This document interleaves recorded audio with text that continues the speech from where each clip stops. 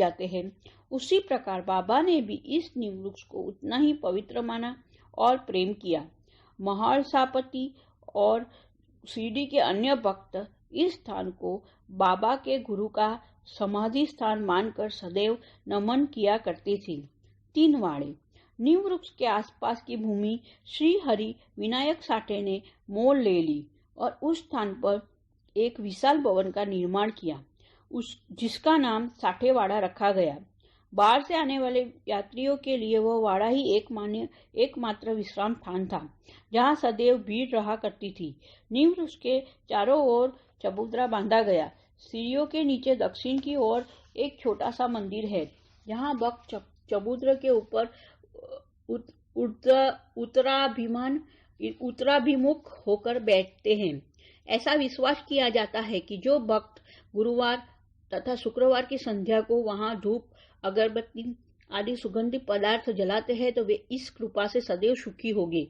यह वाड़ा बहुत पुराना और जीर्ण शीर्ण स्थिति में था और इसके जीर्णोद्धार की नितांत आवश्यकता थी, जो संस्थान द्वारा पूर्ण कर दी गई। कुछ समय के पश्चात एक दूसरे वाड़े का निर्माण हुआ, जिसका नाम दीक्षित वाड़ा रखा गया। काका साहेब दीक्षित कानूनी सलाहकार जब इंग्लैंड में थे, तब वहां उन्हें किसी दुर्घटना से पैर में चोट आई थी। उन्होंने अनेक उपचार किए, परंतु पैर अच्छा न हो सका। नाना साहेब चांदोरकर ने उन्हें बाबा की कृपा प्राप्त करने का परामर्श दिया, इसलिए उन्होंने सन 1909 में बाबा के दर्शन किए। उन्होंने बाबा से पैर के बदले अपने मन की पंगुता दूर करने की प्रार्थना की। बाबा के दर्शन से उन्हें इतना सुख प्राप्त हुआ कि उन्होंने स्थायी रूप से शिरडी में रहना स्वीकार कर लिया। इसी कारण उन्होंने अपने और भक्तों के हेतु एक वाड़े का निर्माण कराया। इस भवन का शिलान्यास दिनांक 9/12/1910 को किया गया। उसी दिन अन्य 2 विशेष घटनाएं हुई। श्री दादा साहेब खापर्डे को घर वापस लौटने की अनुमति प्राप्त हो गई और दूसरी, चावड़ी में रात्रि को आरती आरंभ होने लगी। कुछ समय बाद वाड़ा पूर्ण रूप से बन गया और रामनवमी 1911 के शुभ अवसर पर उसका यथाविधि उद्घाटन कर दिया गया। इसके बाद एक और वाड़ा मानो एक शाही भवन नागपुर के प्रसिद्ध श्रीमंत भूटी ने बनवाया। इस भवन के निर्माण में बहुत धनराशि लगाई गई। उसकी समस्त निधि सामर्थ्य हो गई, क्योंकि बाबा का शरीर अब वहीं विश्रांति पा रहा है और फिलहाल वह समाधि मंदिर के नाम से विख्यात है।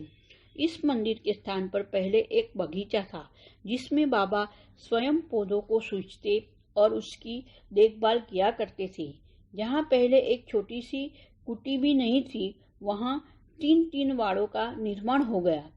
इन सब में साठेवाड़ा पूर्व काल में बहुत ही उपयोगी था।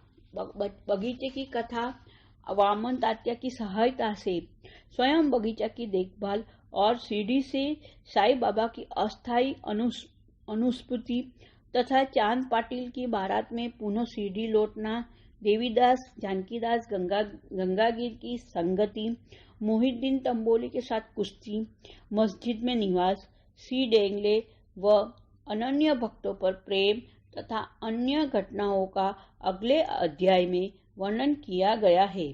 श्री सद्गुरु साईनाथार्पणमस्तु। शुभम भवतु। अध्याय 4 समाप्त। ओम साई राम।